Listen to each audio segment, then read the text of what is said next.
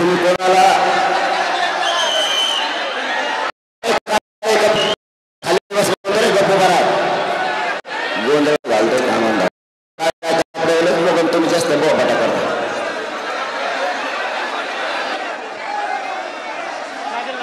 मी सांगतोय हे सगळ्यांना लक्षात घ्या तुम्ही 5 जण खाली बसा बस खाली बस बस खाली बाहेर चल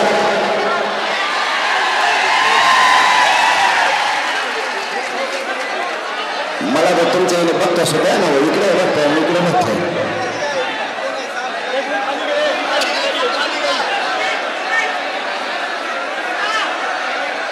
सगळ्याला आवाज येतोय का परत म्हणू नका इथं बसलेले कोणी मला ऐकायला नाही आलं पुन्हा एकदा विचारतो आवाज सगळ्याला येतोय का आपलं आमरण उपोषण 10 वाजल्यापासून सुरू झालं तुम्हाला मला एक महत्त्वाची माहिती द्यायची आपण समाजाला न्याय मिळवून देण्यासाठी आलोय कोणी विसरू नका नुसतं गडबड गोंधळात समाजाचं वाटोळं करू नका कोण काय सांगताय कोणाचं काय म्हणणं आहे ऐकून घ्यायचं शिका आपण शिकलो नाही आपण लोकांच्या बुद्धीनं चाललो म्हणून आपल्या समाजाचं 70 वर्ष वाटोळं केलंय हे काही मराठ्याने विसरू नका एकजुटीचा फायदा घेऊन समाज कसा मोठा करता येईल याच्यासाठी आपल्याला पुरी ताकद लावायची आपलं ठरलं होतं मुंबईला जायचं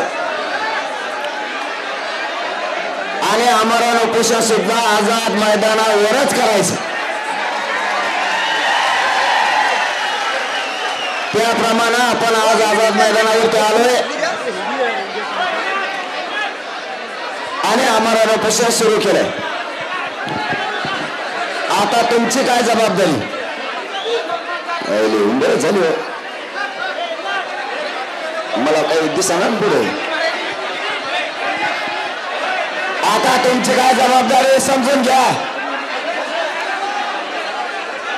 सरकार आपल्याला सहकार्य करणार नव्हतं म्हणून मराठा समाज म्हणला होता हे बोलाय आहे गपची बायको घरात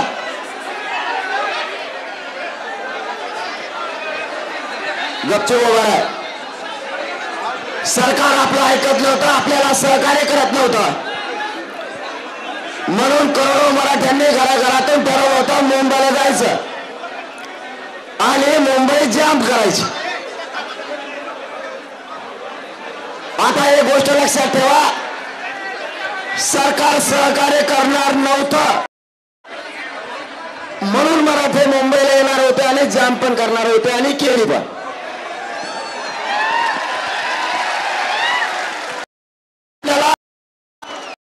सहकार्य केलंय मी काय बोलतोय लक्षात ठेवा सरकारने सहकार्य केलंय परवानगी दिली त्याबद्दल आपण काल परवा सरकारचं कौतुकही मोठ्या मनाने केलं पण आता सरकारने सहकार्य त्याच्यानंतर आता तुम्हाला पण सहकार्य करायचं पोलीस बांधव आणि सरकार जिथं पार्किंगची व्यवस्था करेल त्या ठिकाणी सगळ्यांनी स्वतःहून गाड्या नेऊन लावायच्या मला उपोषणाला बसायचंय त्यामुळं तुमच्यावर मुंबईकर नाराज झालाय किंवा पोलीस बांधव नाराज झाला असा एकही शब्द माझ्या कानापर्यंत ऐकायला नाही आला पाहिजे ही जबाबदारी तुमच्यावर घेतली का जबाबदारी परत एक सांगतो पुढे जाळपोळ दगडफेक करायची नाही जबाबदारी सगळ्यांनी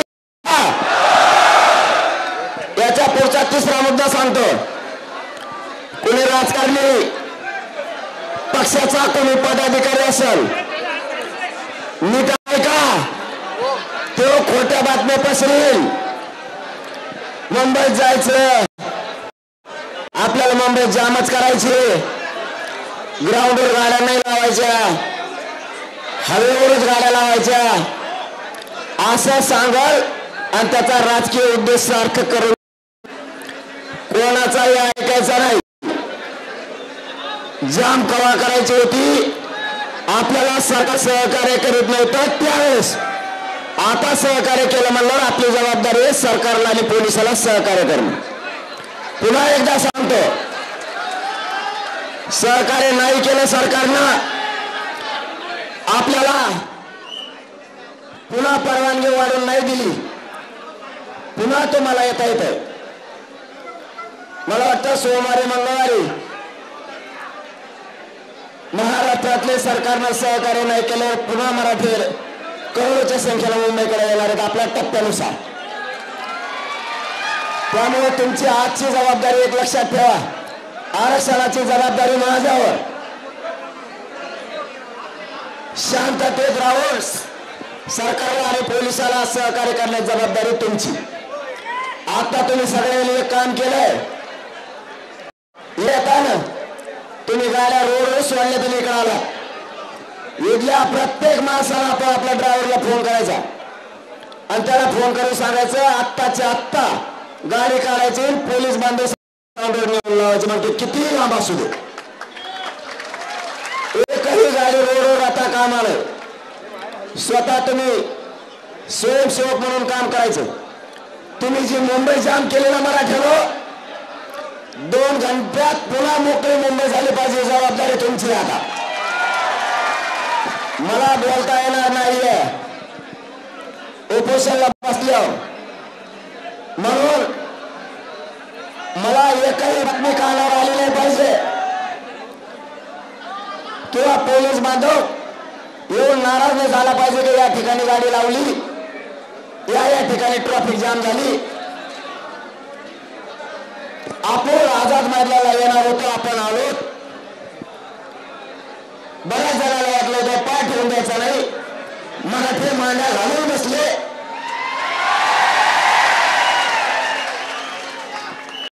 त्यामुळं सरकार पुढचंही सहकार्य आपल्याला परवानगीचं देईल, मान्य न्यायदेवता देईल. सरकारच्या हातात हे परवानगी देणं, सरकारकडे आपण अर्ज केलाय, वाटल्यास पुन्हा आता थोड्या वेळा आणखी अर्ज आपण करू.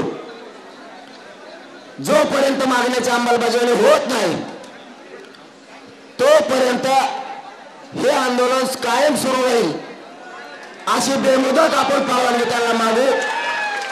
100% खात्री आहे सरकारनं तुम्हाला सन्मानानं मुंबईत आणलं, पोलीस बांधवांनी मराठ्याला सन्मानानं मुंबईत आणलं. तसं सरकार परवानगी देऊन आणि मराठ्याच्या मागण्याची अंमलबजावणी करून सन्मान मराठ्याला देईल. आणि हेच करोडो मराठी मुख्यमंत्र्याचा आणि सरकारच्या डोक्यावर विजयाचा गुलाल टाकून महाराष्ट्रात जातील. आमची सरकारला एकच विनंती आहे, मराठा आणि कुणबी AKGR ची अंमलबजावणी करा. हैदराबादचं गॅझेटियर लागू करून त्याची अंमलबजावणी करा. सातारा संस्थानचं गॅझेटियर सुद्धा लागू करून त्याची अंमलबजावणी सुद्धा आम्हाला तात्काळ पाहिजे. जे केसेस पासून बलिदान गेलेल्या कुटुंबाच्या मागण्या आहेत, या सगळ्या मागण्याच्या अंमलबजावणी होस तर मी मुंबई सोडणार नाही, ही मराठ्यांना शब्द देतो. आताही मला सरकारनं गोळ्या जरी घातल्या तरी मी बलिदान द्यायला तयार आहे, त्याला तयार नाही शब्द आहे माझा तुम्हाला. मी या समाजासाठी मैदानात येऊन निर्मरण पत्करायला तयार आहे, पण हटायला तयार नाहीये. तुमची फक्त जबाबदारी तुम्ही पार पाडायची. माझ्या मराठ्याचे मान खाली होईल असं काही इथले आंदोलन करायचं नाही. आपल्याला आपल्या जातीला करायचं, मोठं आपल्या लेकरा बाळाला आपल्याला करायचं. एखादा राजकीय कार्यकर्ता येऊन हट्ट धरील मला तिकडेच गाडी न्यायची. सरकारने सहकार्य नाही केलं मग तो 8 तास तो आम्हाला तिकडेच जायचं. सरकार सहकार्य करतंय तर मग आपणही सहकार्य करायचं. दारू कोणी प्यायची नाही. गाड्या कोणकडे घालू नका. माझ्या कानावर वाईट गोष्ट आली नाही पाहिजे. पुन्हा तो शब्द वापरतोय. माझ्या समाजाला खाली मान घालावं लागण्याचं एक पाऊल उचलायचं नाही. मराठ्यांना विजय दिल्याशिवाय आणि डोक्यावर गुलाल टाकल्याशिवाय तुम्ही हलायचं सुद्धा नाही. पण मराठ्यांची मान खाली होईल असं एकही पाऊल मराठ्याच्या पोराने उचलायचं नाही. सगळं कुटुंब सोडून तुमच्यासाठी लढतोय. मी या समाजाला कुटुंब आणलंय. मग तुम्ही जर माझ्या कुटुंबातले, मी जर तुमच्या कुटुंबातला आहे, माझा शब्द खाली पडू द्यायचा नाही. कारण मी तुमचा खाली पडू देत नाही. माझं कुटुंब त्याची उभी राखरांगोळी झाली तरी चालेल, पण या समाजाचं मला वाटोळं होऊ द्यायचं नाही. म्हणून कुणाला बोलायला संधी द्यायची नाही. घाई गडबड गोंधळ करायचा नाही. जे ग्राउंड दिलंय त्याच ग्राउंडवर राहायचं आणि झोपायचं. तुम्ही टेन्शन कधी घ्यायचं होतं? मी जर तर आता मी आझाद मैदानाला म्हणल्याच्या नंतर तुम्ही इथून 50 बिनधास्त झोपा. तुम्ही म्हणायचं आपला पक्षातीनं झोपल्याला आम्हाला काय टेन्शन नाही. आणि अशी अवलाद आहे, मॅनेज होत नाही, टेन्शन घेऊ नका तुम्ही. शेवटी येऊन आलं तर मरण येईल. मी भोगायला तयार आहे. पण तुम्हाला इथून रेल्वेच्या ठिकाणी पार्किंग दिल्यात. 5 रुपयात 10 रुपयात तुम्ही आझाद मैदानावर येता. बिनधास्त गाड्या लावायच्या, रेल्वे यायचं जायचं, संध्याकाळी रेटवरून जेवायचं आणि त्या गाडीत झोपायचं. कारण इकडे पाऊस अचानक येतो आणि अचानक जातो. त्याच्यामुळं तुम्हाला सुद्धा त्रास झाला नाही पाहिजे याची काळजी घ्या. उभा चाल. काही झालं माझ्या समाजाला किंमत द्या. पुन्हा एकदा सांगतो, समाजाने खूप विश्वासाने आपल्याला 500 किलोमीटर पाठवलंय. समाज मिनिटाला आपली खबर घेतोय. समाजाला असे आहे, लढायला गेलेले पोरं आमच्या लेकराला विजय घेऊन येतील. म्हणून तुमच्या डोक्यात फक्त विजय ठेवा. गोंधळ गडबड नाही. गाड्या हवेवर लावायच्या नाही. पार्किंग मध्ये ठेवायच्या. पार्किंगच्या ठिकाणी सुद्धा त्या अधिकृत पार्किंग आहे, बरोबर का? कुठे आपले बेलकडू साहेब कुठे अधिकृत आहेत ना? अधिकृत पार्किंग घ्या. त्याच्यामुळे तुम्हाला काही ताण यायची गरज नाही. पुढे पोलीस बांधव सुद्धा गाड्याचं रक्षण करतील. मुंबईकराला त्रास झाला नाही पाहिजे, जबाबदारी आपली. महाराष्ट्रातून येणाऱ्या रेल्वेला जरी आले 5 मिनिटाच्या अंतरावर आझाद मैदान आहे. आणि तुम्ही जरी तुमची पार्किंग तिथेच जवळ कुठं असेल 5-5 किलोमीटरवर, 10-20 किलोमीटरवर नाही झालं तर 30 किलोमीटर बस का? आता 2 किलोमीटर फक्त. अरे बाबा साहेब, आम्ही त्याच्यापेक्षा लांब धरतो, जाऊ दे तिकडे. बरं वाशी तू वाशी. हा अरे वाशी जाऊन झोपा काही जण सकाळी आहो जमान ना. काही जण वाशी झोपा सकाळी निघाली इकडे वेटून खाल्लं की. फक्त त्रास मुंबईकरांना द्यायचा कोणी नाही. मला आता मी उपोषण सुरू झालं 10ला. मला बोलणं सुद्धा चालत नाही, पण ही शब्द जरा हिताचा होता समाजाचा. या समाजाला आडमोठं समजू नये.